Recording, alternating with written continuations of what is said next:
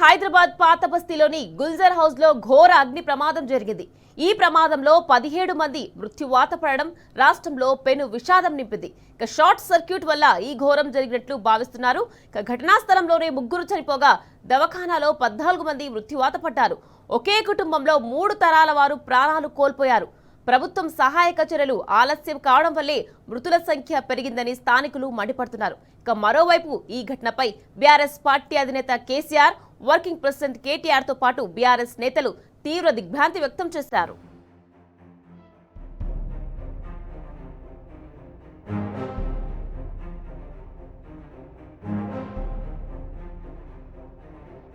తెలంగాణ చరిత్రలో మునుపెన్నడూ జరగని ఘోరం జరిగింది. చార్మినార్ చెంత ఆదివారం తెల్లవారుజామున సంభవించిన ఘోరాగ్ని ప్రమాదంలో 17 మంది ప్రాణాలు కోల్పోయారు. మనసు కలిచివేసే ఈ దారుణ ఘటన దేశవ్యాప్తంగా కన్నీరు పెట్టించింది. పాత బస్తీలో చార్మినార్కు అతి సమీపంలోని గుల్జార్ హౌస్ ప్రాంతంలో శ్రీకృష్ణ పెరల్స్, మోడీ పెరల్స్ షాపుల్లో ఆదివారం తెల్లవారుజామున భారీ అగ్ని ప్రమాదం సంభవించింది. G+2 భవనం మొదటి అంతస్తులో మంటలు చెలరేగడంతో 17 మంది మృతి చెందారు. మృతుల్లో ఎక్కువ మంది బెంగాల్కు చెందినవారి. 4 కుటుంబాలకు చెందిన వారు ఈ ప్రమాదానికి గురైనట్టు పోలీసులు తెలిపారు. అందరూ దగ్గరి బంధువులే. కొన్నేళ్ల క్రితం హైదరాబాద్కు వలస వచ్చి షాపుల్లో పనిచేస్తున్నారు.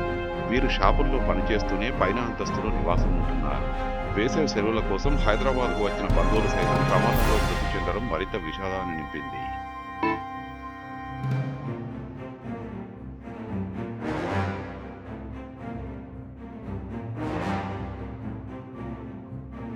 భవనంలో షార్ట్ సర్క్యూట్ వల్లే ప్రమాదం జరిగినట్టు అగ్నిమాపక శాఖ అధికారులు ప్రాథమికంగా నిర్ధారించారు.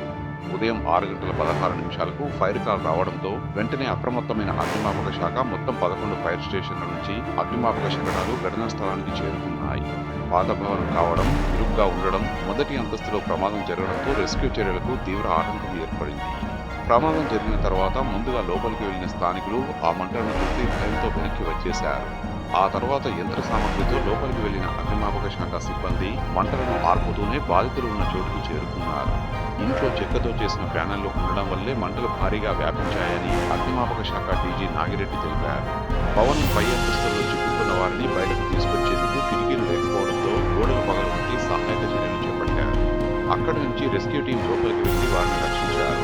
మొత్తం 21 మందిని కాపాడారు.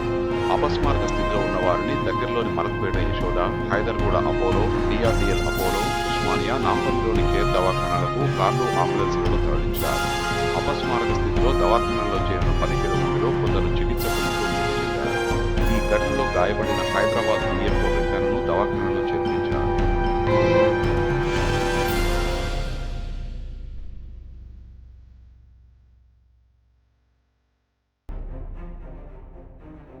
ప్రమాద తీవ్రత తెలుసుకున్న బీఆర్ఎస్ అధినేత కేసీఆర్ తీవ్ర దిగ్భ్రాంతి వ్యక్తం చేశారు. మృతుల్లో చిన్నారులు, మహిళలు ఉండడం తనను ఎంతగానో కలిచివేసిందని ఆవేదన వ్యక్తం చేశారు. క్షతగాత్రులకు ప్రభుత్వం మెరుగైన చికిత్స అందించాలని కోరారు. భవిష్యత్తులో ఇటువంటి దుర్ఘటనలు జరగకుండా చర్యలు తీసుకోవాలని ప్రభుత్వాన్ని కోరారు. అగ్ని ప్రమాదం వార్త విని దిగ్భ్రాంతికి గురయ్యారని బీఆర్ఎస్ వర్కింగ్ ప్రెసిడెంట్ కేటీఆర్ పేర్కొన్నారు. ఆపత్కాలంలో ఎలాంటి సాయం చేసేందుకైనా బీఆర్ఎస్ బృందాలు అందుబాటులో ఉన్నాయని తెలిపారు. ప్రధానమంత్రి నరేంద్ర మోదీ, ఏఐసీసీ అధ్యక్షుడు మల్లికార్జున ఖర్గే, లోక్సభ ప్రతిపక్ష నేత రాహుల్ గాంధీ సీఎం రేవంత్ రెడ్డితో ఫోన్లో మాట్లాడి వివరాలు తెలుసుకున్నారు. మృతుల కుటుంబాలకు సంతాపం తెలిపారు. అగ్ని ప్రమాదంలో చనిపోయిన వారికి తెలంగాణ ప్రభుత్వం 5 లక్షల రూపాయల చొప్పున పరిహారం ప్రకటించింది.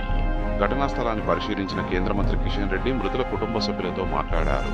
కేంద్ర ప్రభుత్వం తరఫున 2 లక్షల రూపాయల ఎక్స్గ్రేషియా ఇస్తున్నట్టు తెలిపారు.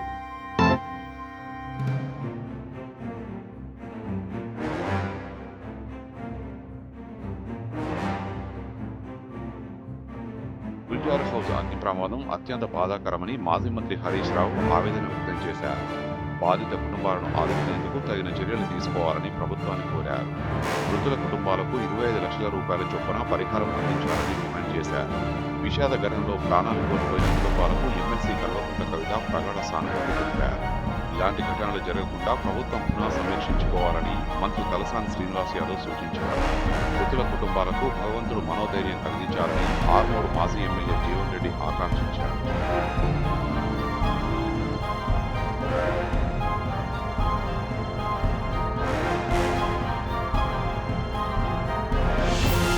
గుల్జార్ హౌస్లో జరిగిన భారీ అగ్ని ప్రమాదంపై ముఖ్యమంత్రి రేవంత్ రెడ్డి విచారణ ప్రమాదానికి దారితీసిన కారణాలపై లోతుగా దర్యాప్తు చేయాలని ఆదేశించారు. బాధిత కుటుంబాలను ప్రభుత్వం ఆదుకుంటుందని రేవంత్ భరోసా ఇచ్చారు. మరోవైపు అగ్ని ప్రమాద ఘటనపై న్యాయవాది రామారావు ఉస్మాని జాతీయ మానవ హక్కుల కమిషన్కు ఫిర్యాదు చేశారు. వాణిజ్య సముదాయాల నిర్వహణ, అక్రమ కట్టడాల నియంత్రణ, అగ్ని ప్రమాద నివారణ, భద్రతలో అవినీతితో ప్రజల ప్రాణాలతో అధికారులు ఆడుకుంటున్నారని ఫిర్యాదులో పేర్కొన్నారు. జీహెచ్ఎంసీ కమిషనర్తో పాటు సర్కిల్ లైన్ అధికారులపై కఠిన చర్యలు తీసుకోవాలని కోరారు.